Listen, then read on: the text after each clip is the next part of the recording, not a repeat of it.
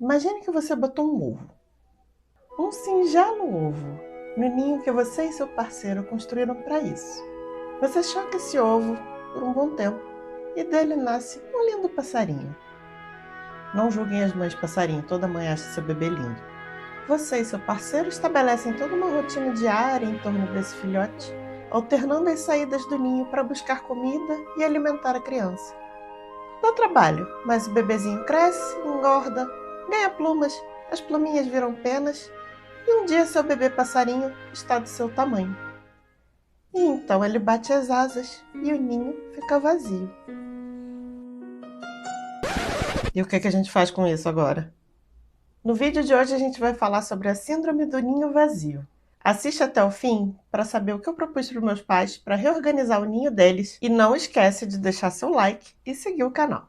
Como renovar um apartamento sem gastar muito, evitando quebra-quebra e respeitando a história e a personalidade dos moradores? Olá, eu sou a Aline, sou designer de interiores e personal organizer e esses são os desafios que eu estou encarando para virar a casa dos meus pais do avesso. Nessa série de vídeos, você vai ver o design da vida real na prática. Vamos criar soluções usando o que a gente já tem, botar muito a mão na massa e repensar a nossa relação com os espaços, os objetos e os nossos hábitos de consumo. No episódio de hoje, como preencher um ninho vazio?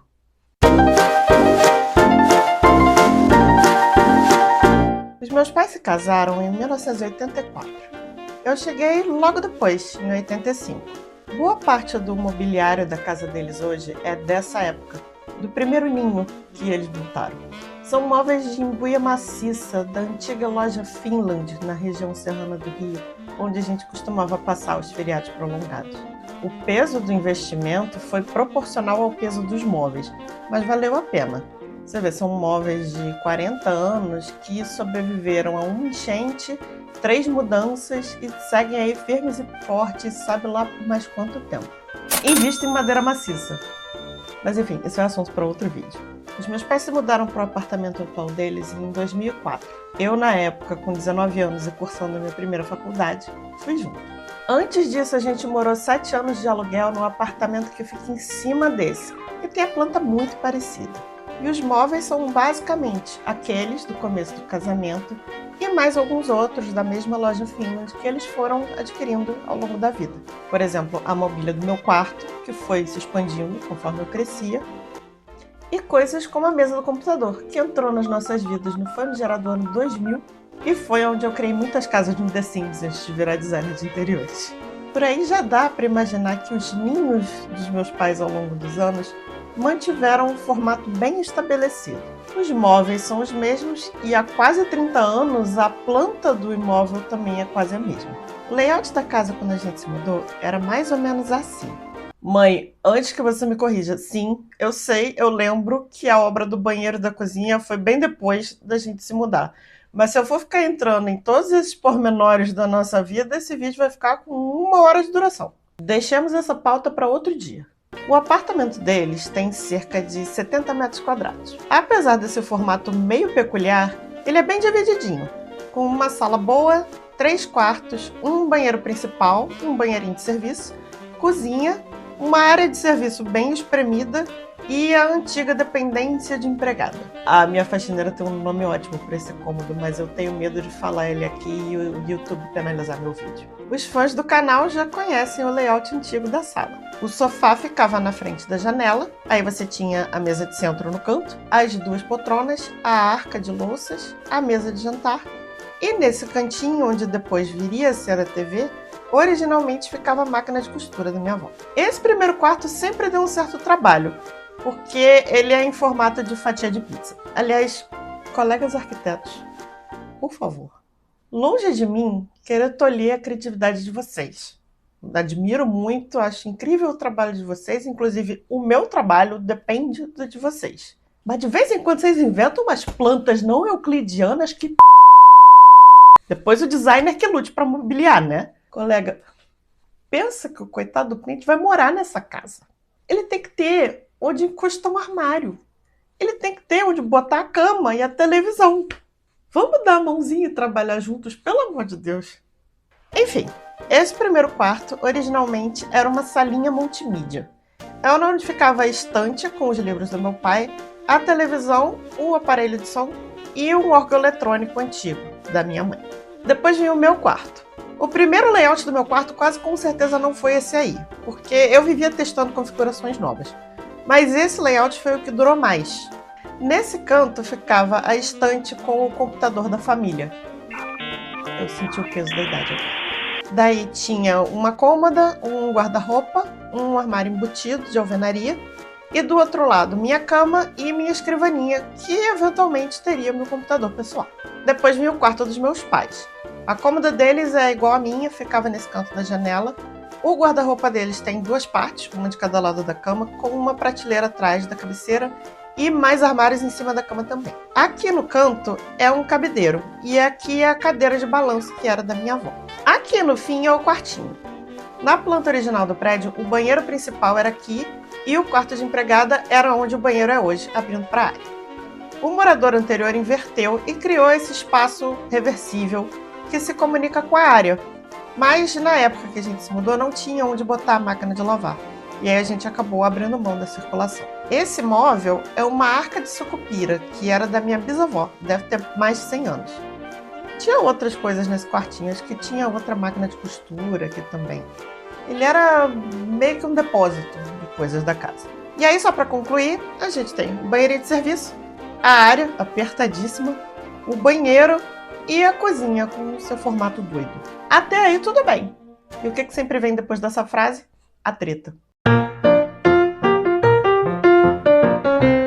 Quando eu fiz 30 anos, eu decidi sair da casa dos meus pais. Eu já estava num emprego razoavelmente estável, tinha um tempo, e como eu tinha poucas despesas morando com eles, eu fui aproveitando para fazer meu pezinho de meia, já pensando nesse momento. Saí porque eu queria ter meu próprio canto, ter mais privacidade e ter uma casa só minha para decorar e ajeitar do jeito que eu quisesse. Não teve briga, não saí brigada com eles. Pelo contrário, se eu tenho casa própria hoje foi porque eu pude contar com a ajuda financeira deles, porque o meu salário na época não ia cobrir as despesas do dia a dia e mais um financiamento de um imóvel. Sim, eu sou uma burguesinha que recebeu patrocínio e eu estou consciente dos meus privilégios de classe. Tanto não teve briga que um dos meus critérios para escolher esse apartamento aqui foi ele ser perto da casa dos meus pais. Em nenhum momento eu tive a intenção de cortar relações com eles ou me afastar fisicamente. Tanto que até hoje a gente está sempre um na casa do outro. Ainda assim, quando eu anunciei que estava procurando apartamento, a minha mãe fez um drama danado. Meu pai ficou de boa, ele até me defendeu, ele falou pra ela que tinha mais de 30 anos, tinha todo o direito de querer ter um canto só meu. Mas minha mãe chorou, ficou emburrada, ficou uns 2 dias sem falar comigo direito. A típica mãe latina que não quer aceitar que o ninho dela fique vazio de jeito nenhum. Síndrome do ninho vazio é o nome popular que alguns pesquisadores da psicologia chamam de período pós-parental. Ela não é uma síndrome de verdade, não é uma doença, não tem CID. Mas é um fenômeno muito comum entre os pais, especialmente as mães, quando os filhos adultos saem de casa. O papel de mãe tem um impacto grande na vida de uma mulher. Dependendo do nível de machismo da sociedade em que ela vive, ele pode ser considerado o único, ou pelo menos o principal papel da vida dela. Mas mesmo em sociedades mais igualitárias, ser mãe exige uma dedicação muito grande. Fisicamente, de tempo, financeira, mas especialmente emocional. E na cultura latina, é comum os filhos só saírem de casa quando se casam. E mesmo assim, às vezes essas novas famílias vão morar no mesmo terreno ou até na mesma casa que as famílias dos pais.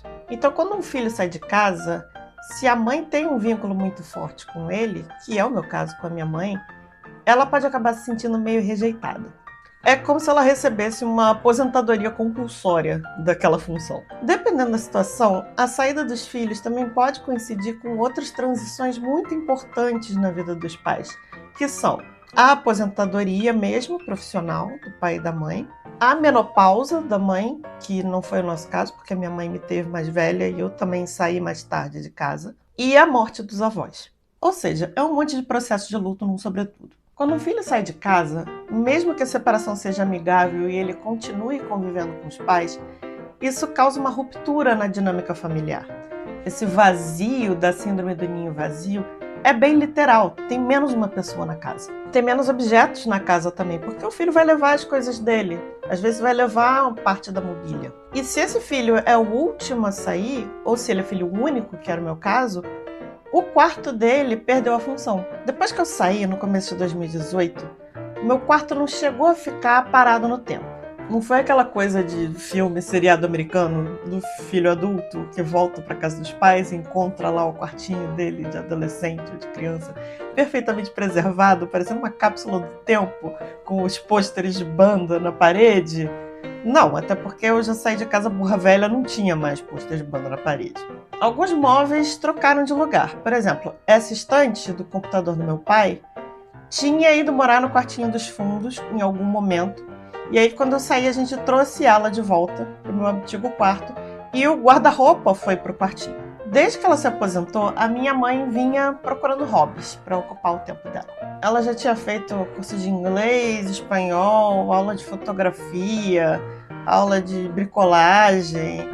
E em 2018, ela estava fazendo aulas de pintura. E ela também tinha retomado o curso de teclado. Com isso, esse quarto foi virando meio que um ateliê, com o cavalete de pintura da minha mãe e o teclado eletrônico dela. E também o quartinho dos computadores, com o computador do meu pai na estante e o dela na escrivaninha. Oi, os anos 2000 mandaram uma mensagem no ICQ e eles querem o layout de volta. Esse quarto ainda tinha muita coisa minha, especialmente no quesito decoração. Os livros, bibelôs, as fotos estavam do jeito que eu tinha deixado. A minha mãe até fez uma galeria na parede com as telas que ela pintava, mas ela ficou um pouco grande demais e aí fez aquele efeito do sombreiro que eu falei no vídeo passado. E a única coisa que tinha do meu pai era o computador. Desde que os gatos chegaram, acho que foi em 2022, a minha mãe estava sem mexer muito na pintura, porque pelo de gato não combina com tinta acrílica.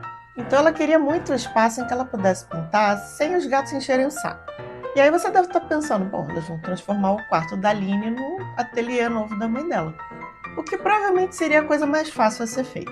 Mas esse não era o único cômodo que precisava ser transformado. Na verdade, 2 outros cômodos da casa deles precisavam de transformações bem mais extremas. Quando a gente morava no apartamento de cima, a salinha de TV, vulga fatia de pizza, era assim. Tinha o órgão da minha mãe naquele canto, o conjunto de sofá, poltronas e mesinha de centro de vime, que na casa anterior ficavam na varanda, e essa estante grande de embuia onde ficavam a TV, o aparelho de som, um bar e os livros e revistas do meu pai.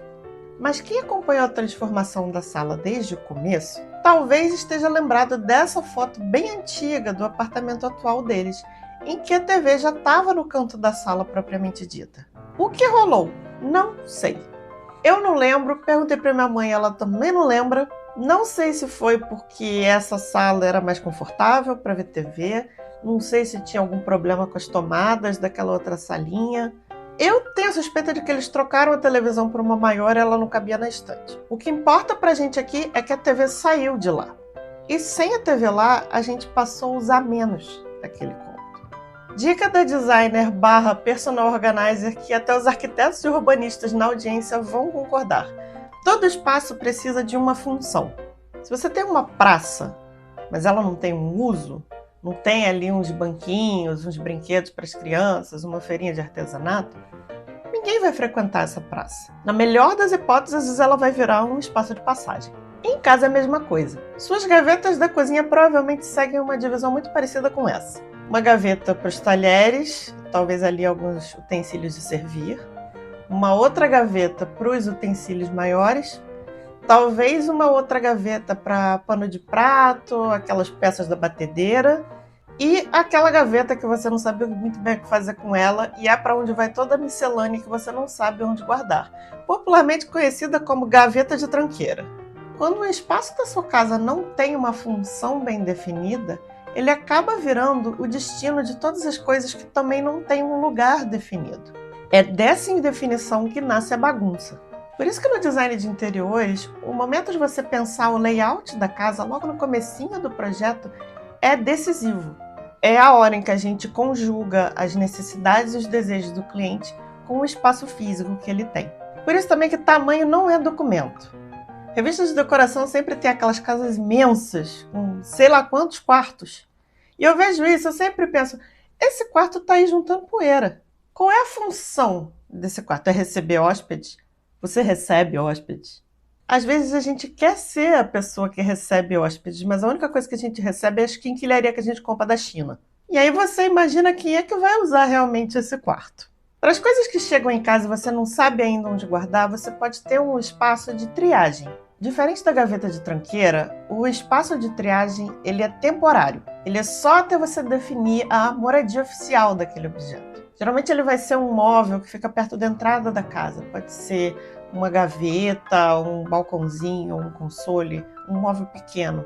Para você apoiar ali a compra do mercado, a correspondência, o recebidinho da Shopee. O segredo para não virar terra de ninguém é não deixar acumular muita coisa. Lembre-se, é uma zona de triagem.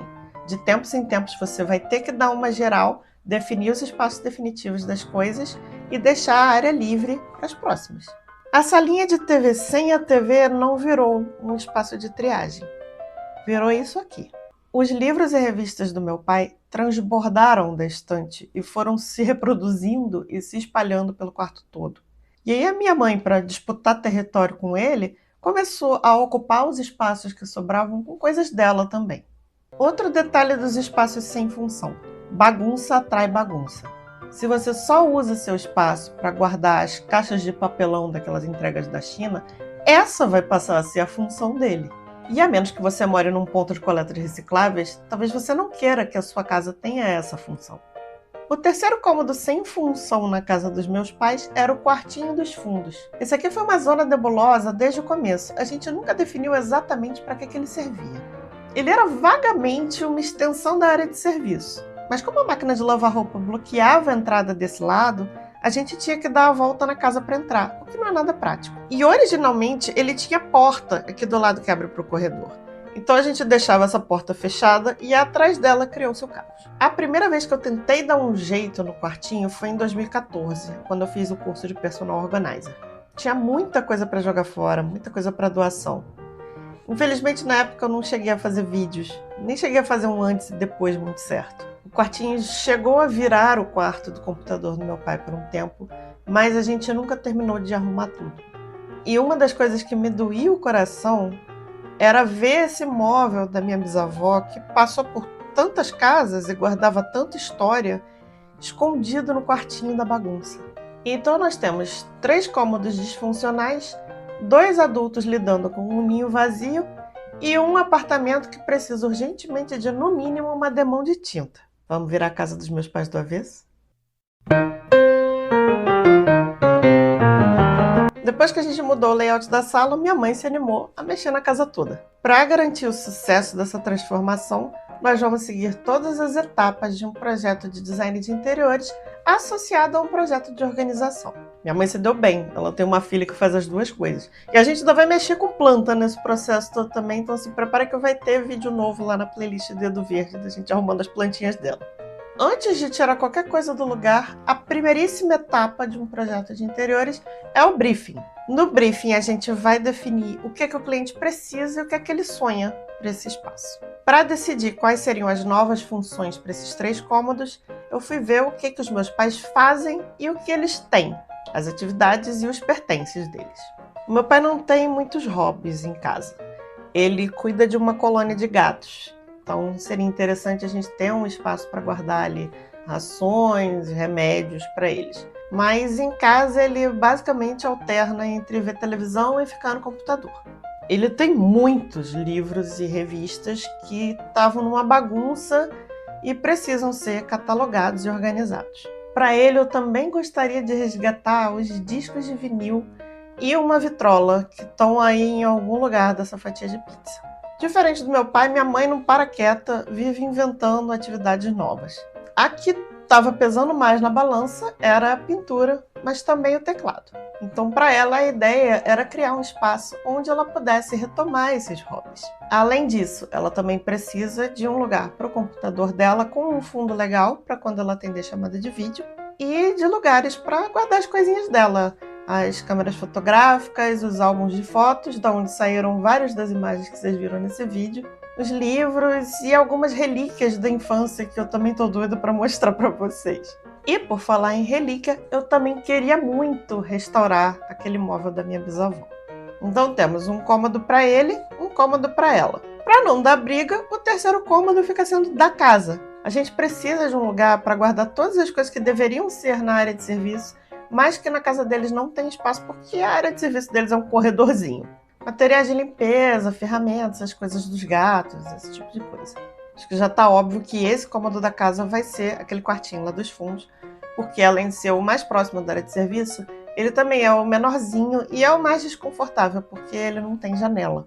Como na planta original ele era um banheiro, a gente sabe que tem tubulação de água nessa parede do fundo e tem um ralo no piso. Então nossa meta é trazer a máquina de lavar para cá, liberando a passagem e fechando o circuito do fluxo da casa. O meu antigo guarda-roupa vai continuar morando aqui e vai passar a abrigar as coisas dos gatos e da casa. Esse foi um pedido da cliente. Eu achava melhor fazer armários todos novos, mas ela não quer se desfazer desse armário, ele é de embuia, eu entendo. E como a gente tirou essa porta que abre para o corredor, a visão que você tem do corredor é dessa frente desse armário, que ela acha mais bonito do que um armário comum de MDF. Mas a gente vai fazer um outro armário de MDF entre o guarda-roupa e a máquina de lavar para guardar produto de limpeza, ferramentas e para ter uns cestos para recolher coleta seletiva que eles fazem no prédio. As caixas de areia dos meliantes também vão ficar aqui. Os outros dois cômodos vão ser a main cave dele e o she-shed dela. O quarto retangular, meu antigo quarto, passa a ser o escritório / biblioteca do meu pai. Já a salinha fatia de pizza vai se transformar no ateliê da minha mãe. Essa escolha teve vários critérios. Um deles foi que, como diz minha mãe, eu sou de humanas. O espaço do meu pai é uma biblioteca mais tradicional, mais lado esquerdo do cérebro. Fazia sentido que o cômodo dele tivesse mais ângulos retos. Já minha mãe é artista. Para as atividades dela, fazia mais sentido pensar fora da caixa. Além disso, também teve a questão do tamanho dos móveis, da iluminação, porque esse cômodo de esquina recebe mais luz do sol, então vai ser mais interessante para minha mãe pintar. E também porque nesse cômodo minha mãe está um pouquinho mais próxima do tanque na área de serviço, para quando ela tiver que lavar os pincéis. Além dessas transformações, a gente também vai ter algumas intervenções no quarto deles, basicamente pintura e trocar alguns móveis de lugar. No banheiro, porque o gabinete do banheiro estava se desfazendo e a gente ia ter que fazer ele todo novo. E futuramente vamos dar uma mexida também na cozinha, mas aí já é uma segunda fase do projeto. Não vai ter obra pesada em nenhuma dessas etapas. Eu cheguei a sugerir trocar alguns revestimentos, especialmente o piso das áreas molhadas, porque ele é escorregadio e os meus pais são idosos. Mas trocar piso realmente dá uma certa dor de cabeça, minha mãe não quis. A gente está estudando outras possibilidades para melhorar a questão do atrito, como por exemplo fitas antiderrapantes. Estamos ainda pensando no assunto, assim que eu tiver uma definição eu conto para vocês. Mas de quebra mesmo, a gente só vai ter essa saída de água para a máquina de lavar na nossa futura área de serviço expandida. E algumas das janelas de alumínio deles também precisam ser trocadas, porque minha mãe está tendo muita dificuldade para abrir e fechar. Até eu tô tendo dificuldade de abrir e fechar, tá uma desgraça as janelas. A gente vai pintar tudo, vai ter parede colorida, vai ter persiana nova, vai ter projeto de marcenaria, vai ter decoração. E a gente vai tentar aproveitar ao máximo os móveis e decorações que ele já tem. Na real, a gente vai reduzir mais do que adicionar. A cadeira de balanço, que era da minha avó, por exemplo, minha mãe tá querendo vender, porque ela atualmente está servindo de cabide de roupa. O antigo órgão eletrônico dela também não funciona mais, e ele é um móvel muito grande, então não faz sentido ele ficar. A gente está tentando descobrir se alguém tem interesse em comprar. E tem um monte de brinquedos meus do fim dos anos 80 e começo dos 90 que a gente vai tentar recuperar e doar para o Museu dos Brinquedos. O primeiro passo foi o planejamento. O próximo passo é começar a botar a mão na massa. A Aline Designer já fez o projeto. Agora é hora da Aline Personal Organizer entrar em cena. Antes de fazer qualquer coisa, nossa primeiríssima missão é abrir espaço. Vamos revirar a casa em busca de coisas que possam ser doadas, vendidas ou jogadas fora. Prepare-se para muitas cenas de antes e depois nos próximos episódios. Ainda tem muita água para rolar nessa aventura da casa dos meus pais, e eu tô doida para contar tudo para vocês. Para garantir que você não vai perder nenhuma etapa dessa transformação, não esquece de se inscrever no canal e clica no botão do sininho para você ser avisado toda vez que eu postar um vídeo novo. Se você gostou do episódio de hoje, é claro, deixa seu joinha e me diz nos comentários qual foi a parte que você mais gostou. O vídeo de hoje termina por aqui, mas fica até o finzinho para ver um spoiler do próximo episódio. Domingo que vem, a gente começa a preparar o terreno para virar a casa deles do avesso. Até lá! No próximo episódio da série sobre a casa dos meus pais, o começo da transformação. Tem muita coisa aqui que é para jogar fora, mãe. Isso aqui, ó. Isso aqui é jogar fora. Não tem por que ficar guardando isso, não. Elimine as suas coisas primeiro, porque ele não vai poder brigar com você que você mexeu nas coisas dele antes de mexer nas suas.